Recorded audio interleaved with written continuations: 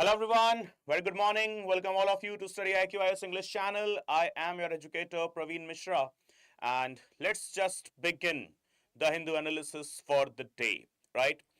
So yesterday we discussed about some major topics including the Twitter issue or the X issue. Apart from that, some geographical locations including Black Sea and so on, right? So every day we understand that from the Hindu newspaper or from the newspapers, that is Hindu and Indian Express, we get some very concrete material. Okay. And one of the most important thing here is that is to go ahead with the all the three parameters, that is the background, the present, as well as the aftermath of the news, because this is what UPSC is asking these days. Okay, not just the present news but the background of the news as well, and apart from that, yes, the aftermath. So in that very sense, starting the very first topic for the day here, DBT complete sequencing of 10,000 TB genome samples aims to reach target of 32,500 by November this year. So the name here that you need to first mark is this one, Dare to Erad, Dare to Erad B, TB, right? Initiative aims to use genome sequencing to detect drug-resistant tuberculosis. What is the whole news? So there is a particular article in front of you and the name here is Dare to Erad TB, right? So what is all of these factors? Let's just go ahead and understand. So here we go with the first thing. The Department of Biotechnology, in short DBT, has completed sequencing of genome of a third or 10,000 samples of the target of 32,500. So they have got the target of 32,500 by November this year, that is 2025. And by March end, as what we can see, they have completed 10,000 of the samples for the genome sequencing. Samples of what? Samples of Mycobacterium tuberculosis, the bacteria behind tuberculosis. Okay, so we know it very well that there is a very deadly type of disease. The deadly type of disease as in tuberculosis. And how is this tuberculosis caused? So this tuberculosis is caused because of one virus or a bacteria actually. What is the name of the bacteria? That is known as Mycobacterium tuberculosis, the agent behind the disease of tuberculosis, right? Now, in a bid to improve understanding of a drug-resistant TB and capture unique genome features of the TB bacterium in India. Okay, this is all has been done. Of the sequenced samples, 7% are said to be resistant to a single drug.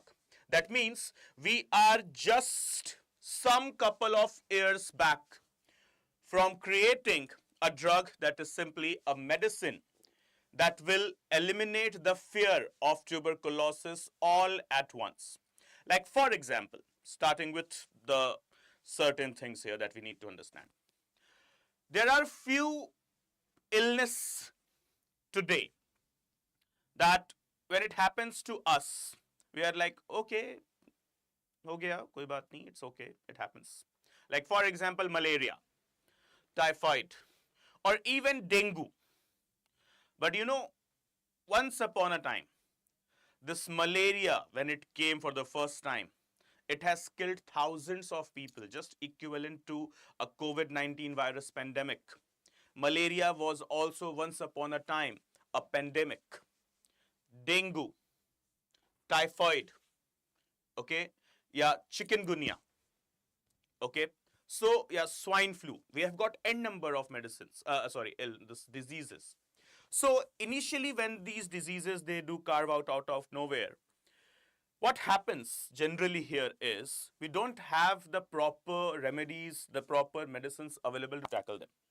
But with the passage of time, with the passage of some tits and bits of research and everything, we get to see that yes, we are doing good.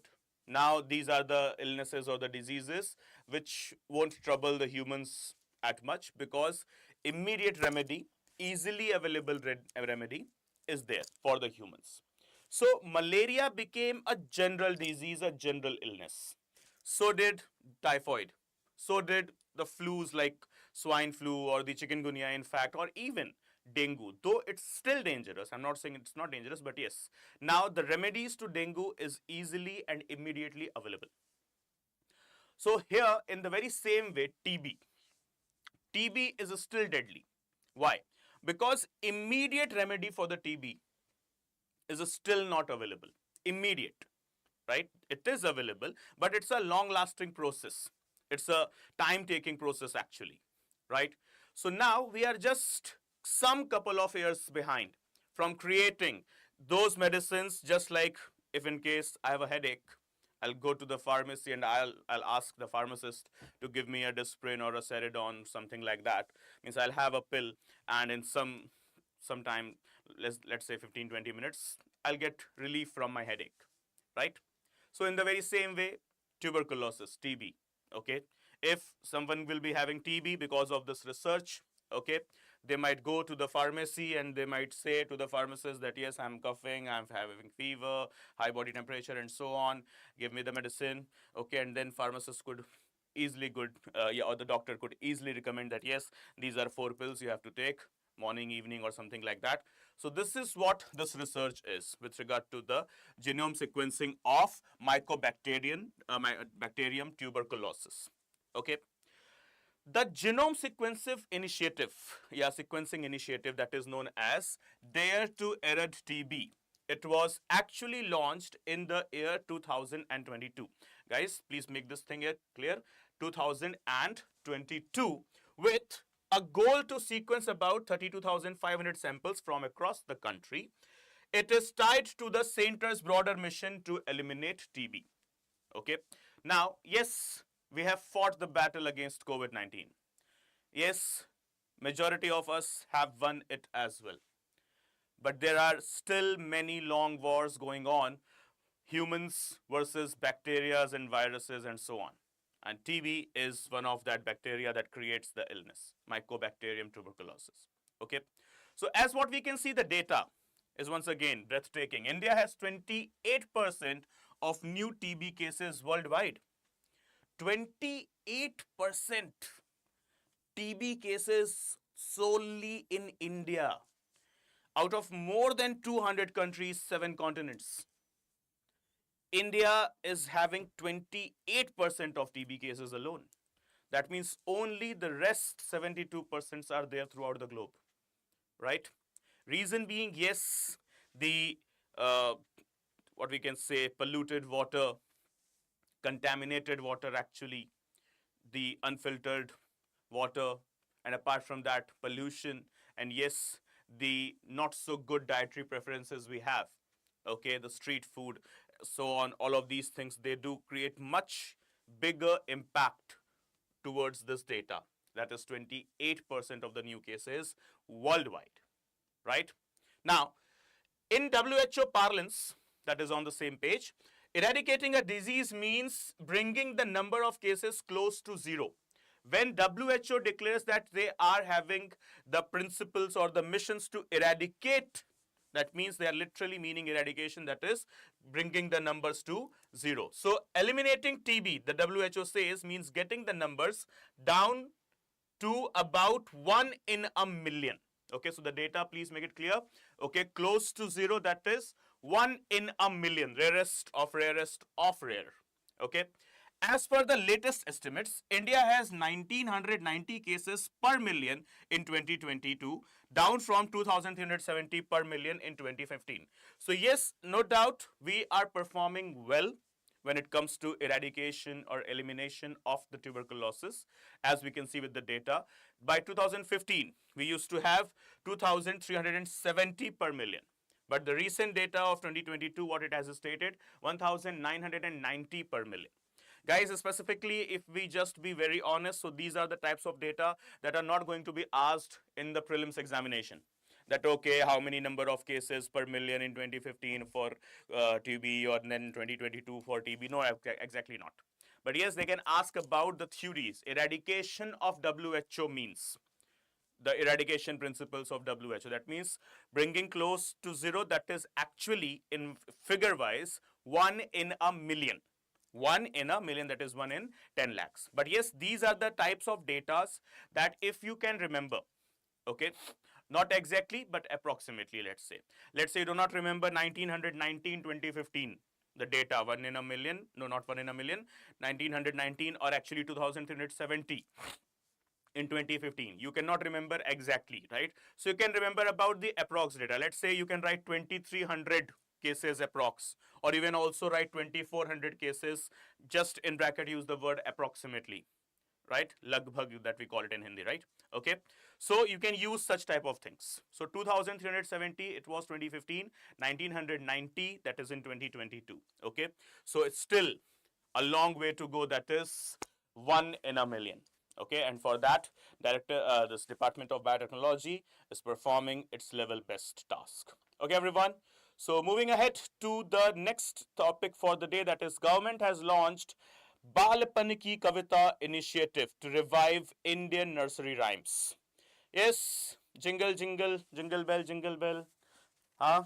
Twinkle, twinkle, little star. This is what we have been, taught in our schools during the early education states of our life, right? So, these are the rhymes or these are the poems that what we can watch in the recent ages. They are losing their genesis. They are losing their existence actually is in question. Reason being, yes, the kids nowadays in the very early stages of their life, from from an infant to a nine-ager or something like that, they are very early exposed to digital platforms. They are very early given access to the deadly things actually for the children they are, at least for the children they are, that is the mobile phones, right? And because of those mobile phones, their continuous scrolling and their screen time, it is disturbing their development of brain. That is, their thinking capabilities and capacities, they are kept in the question. The children, they are now these days very easily offended, very easily irritated. Reason being what? Reason being, firstly, the screen time they have with the mobile phones or even tablets or even laptops or computers is too high. And because of that excessive screen time, the children, they are having not much balanced growth. The brain is growing, but on the negative side. Hence, as a result, this is troubling the whole society as a whole. And now talking about the genesis that has been lost, or some wonderful things that students used to have, kids used to have in their school days, which were lost, that is the rhymes, the poems, the rhyming poems, which was initially seen as a trouble thing that I have to mug up with the poem. But these poems, they do help a lot in developing the thinking capacities of the brain. Yes, it does a lot. Now, when they are losing, when they are in the question of existence, right? Now, the government has launched an initiative in the name of what? Baalpan Ki Kavita. So, this is what is needed, as we can understand here. Okay, in a significant step towards implementing the National Education Policy of 2020, and guys, make this thing very clear, the NEP, National Education Policy of 2020, is one of the strongest education policies yet. Though not well enough even to just uh, get out with the evils of the outdated education policies we have, but yes, as comparison, in comparison, when you talk about, okay, comparatively, they are, the sorry, National Education Policy of 2020 is good enough as compared to the previous education policies, right? Though yes, once again, I must state, not even well enough to carve out all the outdated elements of the present education system, but yes, in comparison, it is well enough, right? So, in a significant step towards implementing NEP, the Department of School Education and Literacy, that is DOSENL, along with working with the Ministry of Education, has introduced the Baalpan Ki Kavita. So, what you need to just remember here, what is Baalpan Ki Kavita? An initiative. Initiative by whom? Government. Which organ of the government? Okay, the government, that is Ministry of Education, right? Okay. Is there good morning? Is there will be evening batch for Sampurna batch? There, that will be narrated. That will be actually, something that I cannot answer exactly as of now. Okay, but yes, that will be connected with you, that you will be given the clear message, okay, by the team. Don't worry, stay tuned with the channel, okay, and the update you can have in the next class or could be with the updates over the channel's banner. Okay, so coming to the point here, that is Baalpan ki Kavita, initiative by whom? Initiative by Ministry of Education, that is simply the government of India. Okay, so as what we can see here, the next thing here, India relies heavily, okay, India relies heavily over the machineries, the raw materials used for creating medicines, the manufacturing of medicines, and apart from that, all the other things, including agricultural products. We know it very well that India is having all the required resources to have the proper production, to have the proper domestic production from the medicinal department, that is from the pharmaceutical department, to electronics, to electricals, to heavy industries, and so on. But still, yes, all thanks to the dirty politics as well as the corrupt politics, what we had since last 7-8 decades in India, it has hampered the domestic production at its best. And this best of the tampering and destruction of the domestic production has led to a very big economic evil that is known as current account deficit. As, for example, if we export 100 rupees, then our import is around 300 rupees. So every year we go ahead in our current account balance sheet with around minus 200 rupees around, right? Sometimes it goes beyond that as well. For example, I'm just saying, okay? The figures are for example. So why we heavily rely over the imported products? First and foremost is, yes, the biggest problem, that is the domestic production, and apart from that, the drain of brain. And the next thing is the still orthodox mindset existing that anything that is imported, anything that comes from a foreign nationality, anything that comes from a foreign land could be superior. This is what the mindset still we have. A mindset that Indians gained during the British rule, the British Raj, but post-independence, that is after 1947, this mindset should have vanished, but it didn't. And the problem here, that is still we are facing this thing, that something that is coming from any foreign soil is of superior quality rather than something that is made domestically or indigenously. So what is the concern here today right now? As you can see on your screens, first indigenously built MRI scanner to be installed in AIIMS, Delhi. First time, 75 years, 78 years of independence actually. And still, for the first time it is happening that we have indigenously built an MRI scanner. MRI scanner, first time has been built indigenously. That means, and we know it very well, these MRI scanners, they cost in millions. And we need these MRI scanners, need to install them in all the hospitals, and they are almost installed in almost all the hospitals.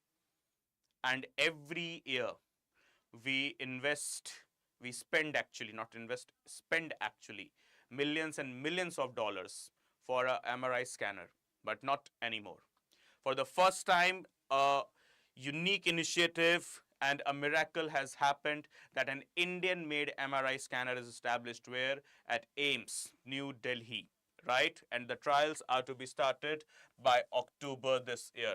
Okay, so the initiative is aimed at considerably reducing the cost of magnetic resonance imaging, in short AMRI scanning, and reliance on imported machines, thus allowing wider public access. When it will be of low cost, the hospitals would be also having the free hand to perform the MRI scanning with the lower of the fees, and that will ultimately benefit all of us, that is India, we the people of India. Okay, So as what we can see, a memorandum of understanding for installation of 1.5 Tesla MRI scanner has been signed between the Premier Hospital and Society for Applied Microwave Electronics Engineering and Research, in short SAMEER. So what is SAMEER? Society for Applied Microwave Electronics Engineering and Research. Okay, along with AIMS. MOU have been signed between the two. Okay, that is SAMEER and AIMS. Okay, to install what? To install the indigenously made MRI scanners. MRI scanners, full form here once again, magnetic resonance imaging. Okay, magnetic resonance imaging, MRI, installed, to be installed in New Delhi AIMS, October this year, in support with what? Support with what? The committee, the organization named SAMEER. What is the full form SAMEER? Society for Applied Microwave Electronics Engineering and Research. Okay, and the next thing, it is an autonomous research and development organization functioning under what? The Ministry of Electronics and Information Technology, and working where? In Mumbai. So SAMEER is headquartered in Mumbai. Obviously, the ministries, they're headquartered in New Delhi, that is the capital of the country.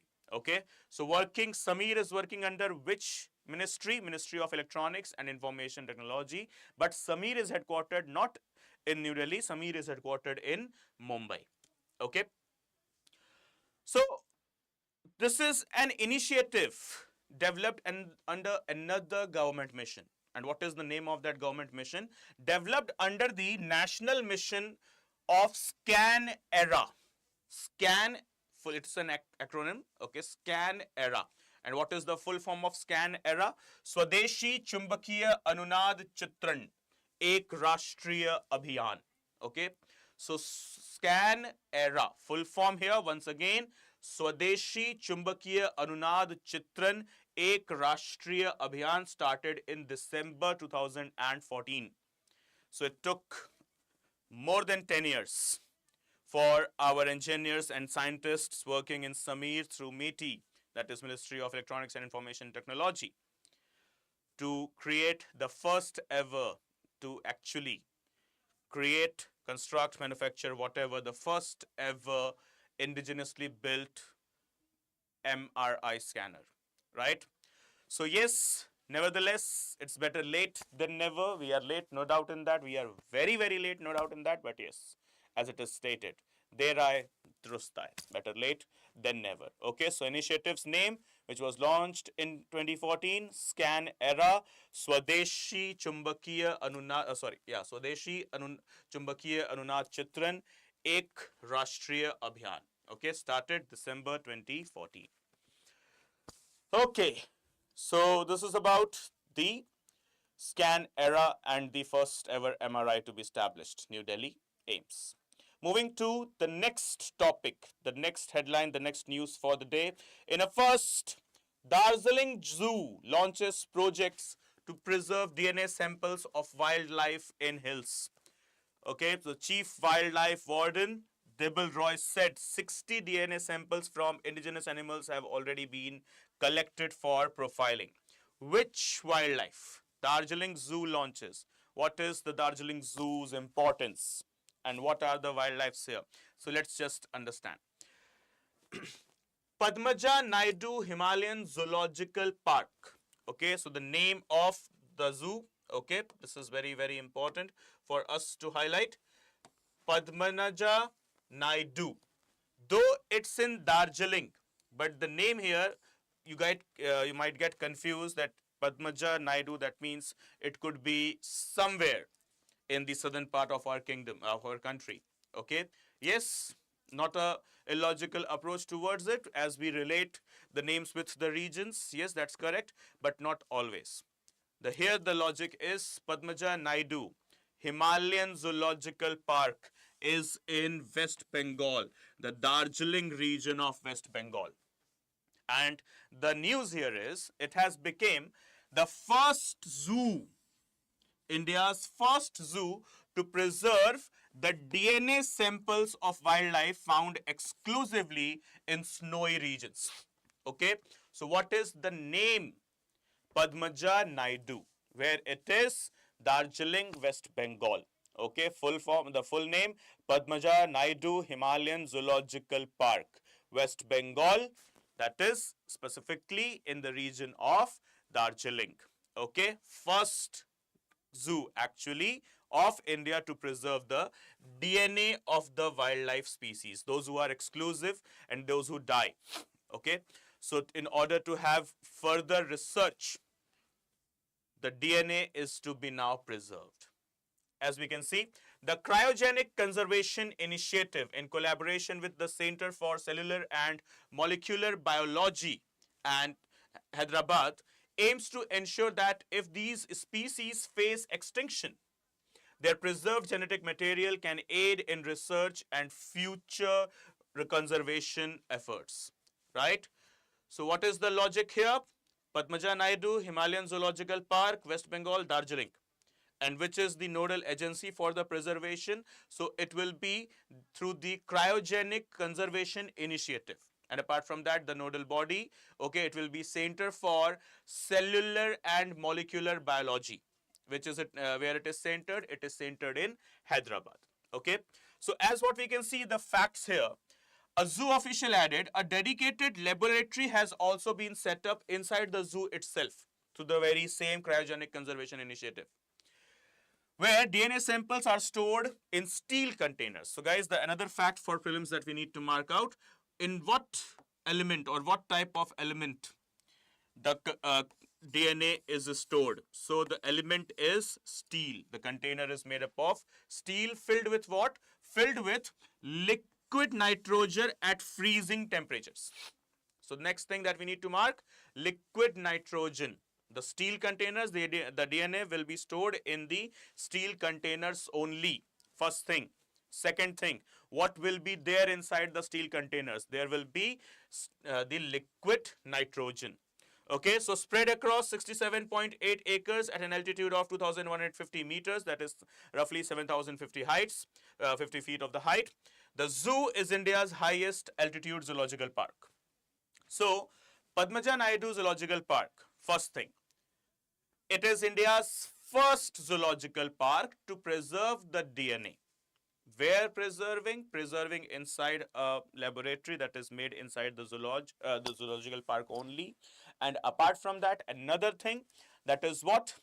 It is India's first ever. They are storing it where? In a steel container. Steel container, what is there inside the steel container? There is liquid nitrogen. And second most important thing about the Padmaja Naidu Park, it is India's highest altitude zoological park as well. So two things are there where Padmaja Naidu Zoological Park stands at rank 1. First, to store the DNA in steel containers with liquid nitrogen, that's perfect, okay. Second thing is highest altitude, that is roughly 7,050 feet of the height zoological park. This is what the importance of Padmaja Naidu Zoological Park is, Darjeeling, West Bengal.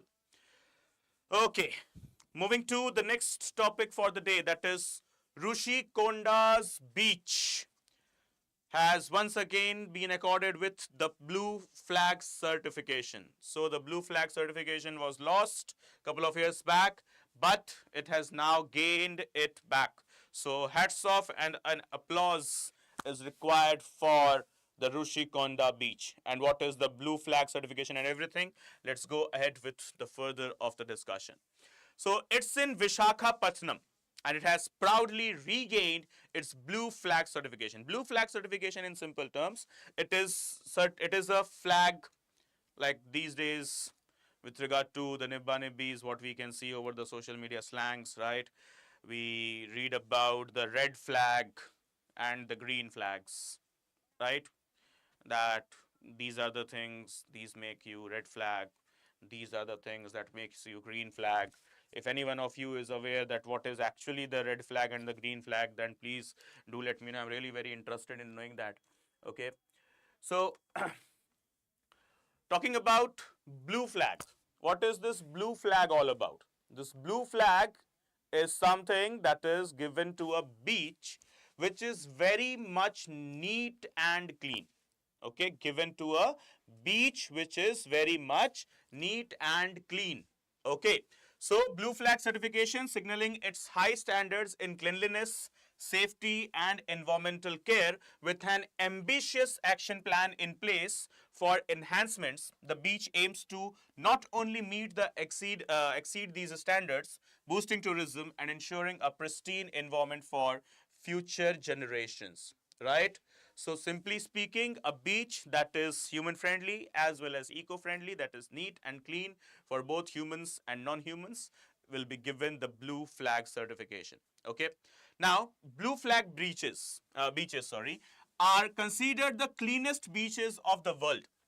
It is an ecotourism model endeavoring to provide the tourists, that is the beach goers, clean and hygienic bathing water, along with a safe and healthy environment and a sustainable development of the area, the most important thing. So, what are the nodal agencies, those who comes ahead with this accreditation? So, in it is accorded by the international jury composed of eminent members through the United Nations Environmental Program. See, eminent jurists, etc., forget that. The nodal agency.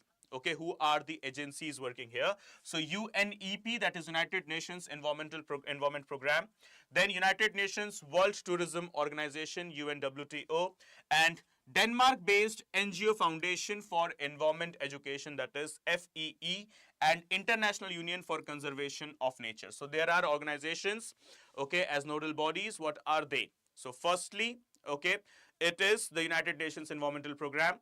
Second thing is United Nations World Tourism Organization, UNWTO. Okay, then apart from that, we have got an NGO working in Denmark, that is in short acronym FEE, that is FEE, simply speaking, Foundation for Environment. And apart from that, the last one, IUCN, that is International Union for Conservation of Nature. So the four nodal bodies are there for the sake of blue flag certification. And on the very same lines of these organizations, that is UNEP, UNWTO, FEE, and IUCN, India has also created its indigenous organization, or let's say institution, for providing blue flags to the beaches of India as well. Nationally, these are internationally, these are the organizations which are providing, and domestically also we have also created an organization known as BEAMS, that is Beach Environment and Aesthetics Management Services. This is created by the Indian government to just provide the tags of the cleanest beaches to Indian cities wherever they are. Okay, what is the full form? BEAMS, that is Beach Environment and Aesthetics Management Services. Beach Environment and Aesthetics Management Services. Launched by whom? By the Indian government itself. Same on the lines of the organizations of UNEP, WTO, FEE, and IUCN. Okay, so according to the BEAMS as well as the IUCN and FEE and UNWTO and UNEP, blue flags in India are given to 10 wonderful beaches, and we must applaud to the local people as well as the local administration to provide us this wonderful data. So as we can see, the first one, Shivrajpur in Gujarat, Ghogla in Daman and Diu, Kasargod in Karnataka. Then we have got the Padubidri beach in Karnataka, Kappad in Kerala, Rushikonda, that is what we are discussing, Visakhapatnam, Andhra Pradesh, Golden Beach, Odisha, Radhanagar Beach, Andaman and Nicobar, Kovalam, Tamil Nadu, and Eden, Puducherry, right? All of these beaches that belong to majority of these beaches actually, okay, apart from the first two, they do belong to our southern part of the country. And we need to appreciate what the people in the south, they are doing with the beaches. They are just being a volunteer activist, active participant. They are taking the invigoracy at its best to have the beaches neat, clean, and clear, right? So this is a very extraordinary Indian side what we are watching. As Indians, they are often being criticized and accused of being not so neat and clean, or being means like not maintaining neatness and cleanliness in the surroundings. But the people from Andhra, Andaman, Karnataka, Kerala, even Gujarat, they must be appreciated. Along with, yes, obviously, the local administration, right? They have also performed their level best task.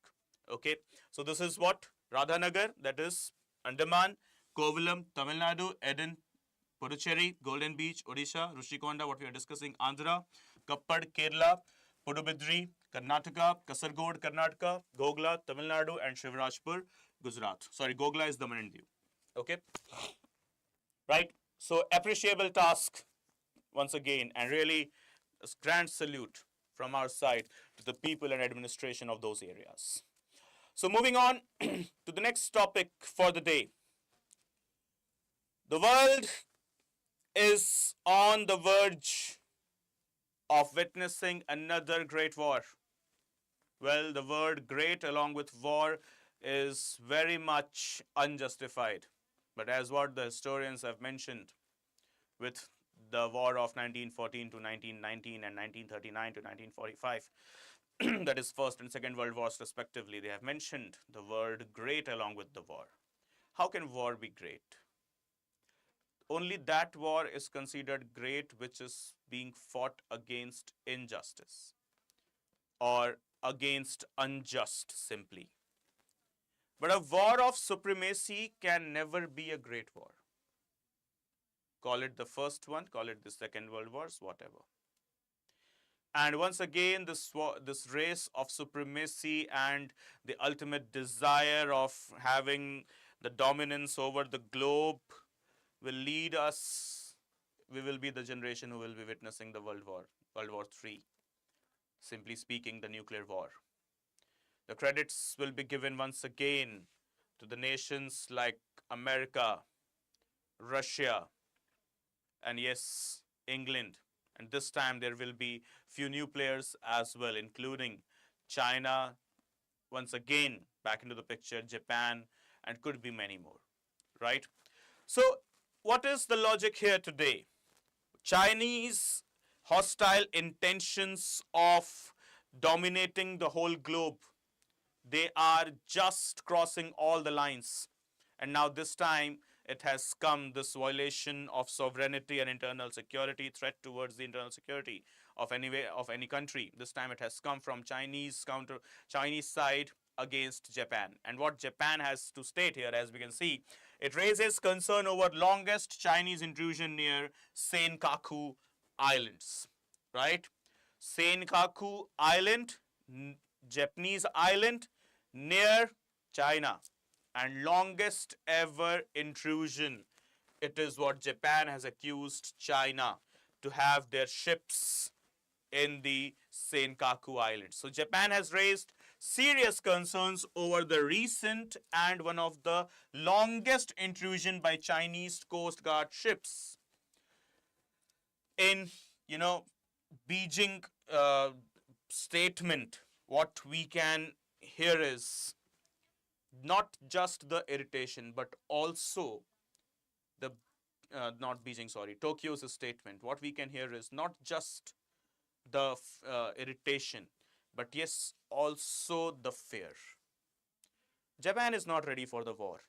Japan was never ready. Japan is not, it's not about being ready. Japan, I think, is a country which has seen that what war can do.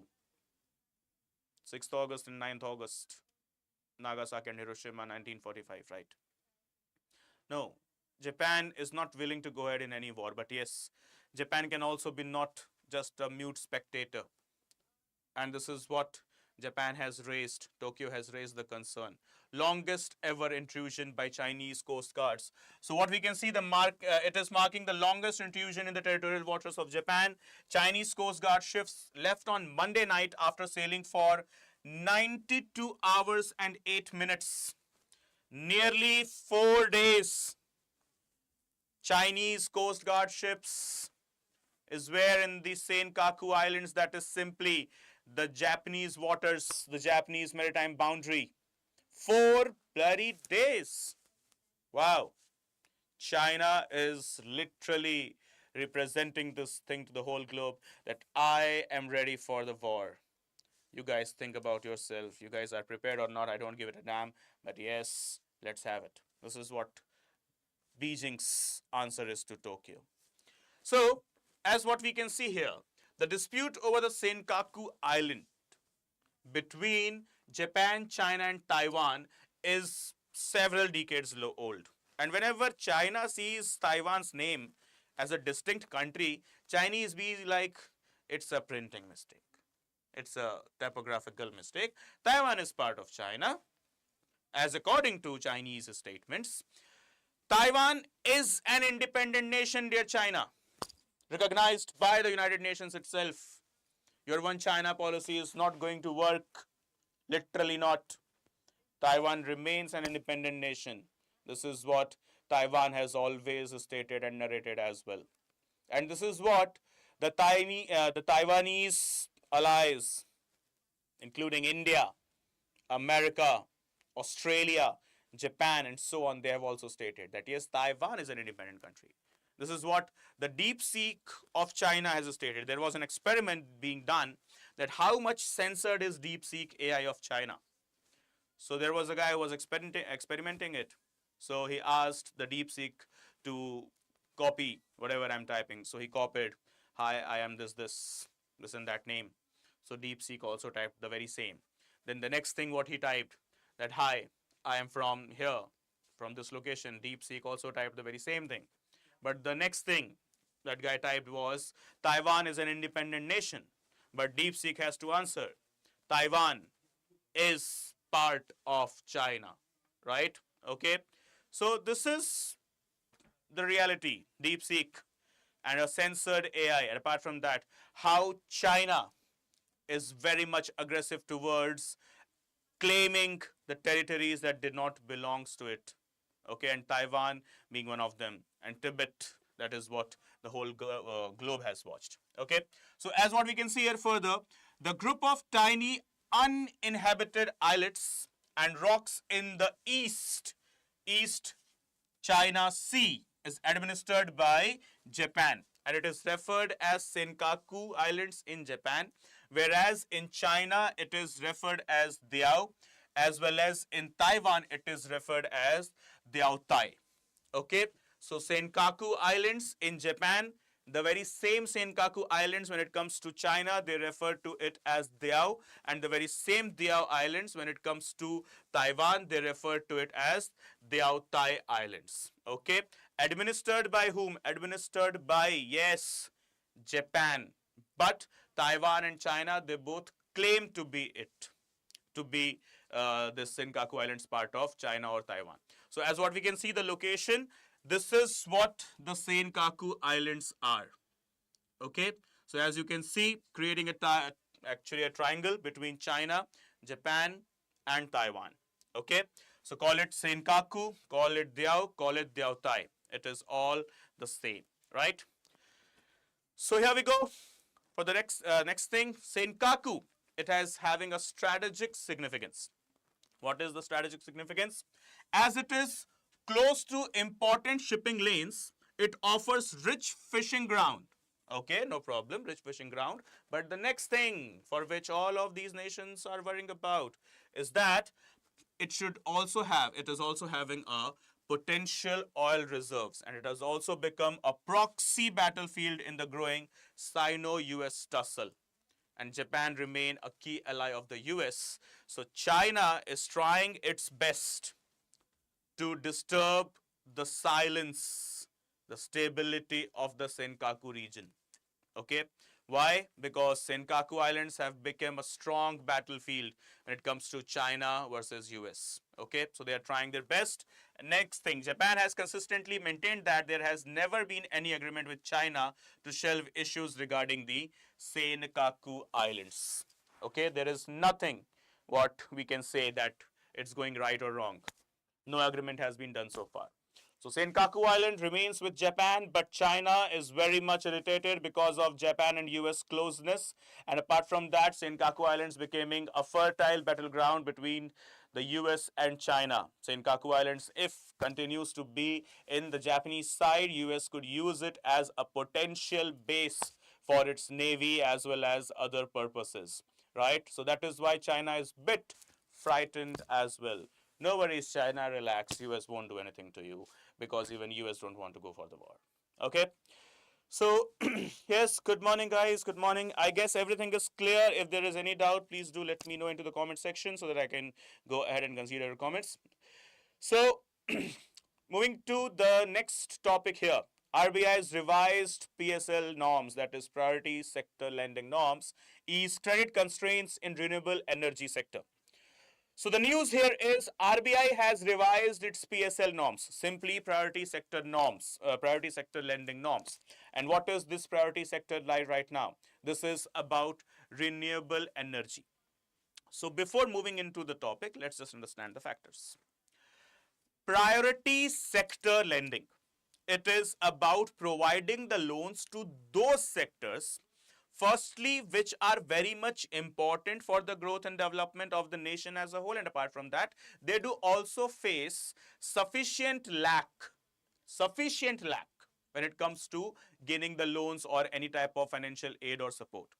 So RBI has came forward with a policy known as priority sector lending norms for the sake of those organizations or industries or areas which are very much important for the growth of the nation. And apart from that, they do also face lack of financial support from the banking and the financial institutions. Okay, so right now it is the renewable energy sector for which RBI has eased its norms for the sake of lending. So as what we can see the factors here, on July 1, 2015, RBI included loans up to rupees 15 crore for the projects such as solar-based power generators, biomass-based power generators, micro hydel plants, and other non-conventional energy. That is simply speaking the renewable energy.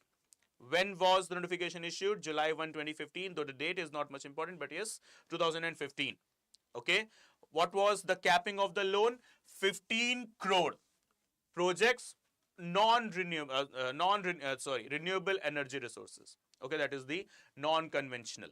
Okay, call it the hydel plants, call it the solar based power generators or the biomass based generators and so on. So watching about the growth potential, and how exceptionally it has performed in the next 5 years, that is by September 2020, loan limit was doubled to rupees 30 crore per borrower, reflecting strong support for the sector. And in the latest revision, RBI has further raised the cap to rupees 35 crore per borrower. That is marking a 17% increase. However, yes, in 2015 it was 15 crore. 5 years later, they enhanced double. Okay, that is 30 crores. But this time it is just 5 crores, that is 17% of the enhancement. But still, it is a clear-cut message by the RBI that it is right now onto the window where the renewable energy sector is being given a priority. As the RBI, in consultation with the government, they are trying their best to fulfill India's international commitment towards the preservation of the nature as a whole. That is what we are going to discuss further. So as we can see,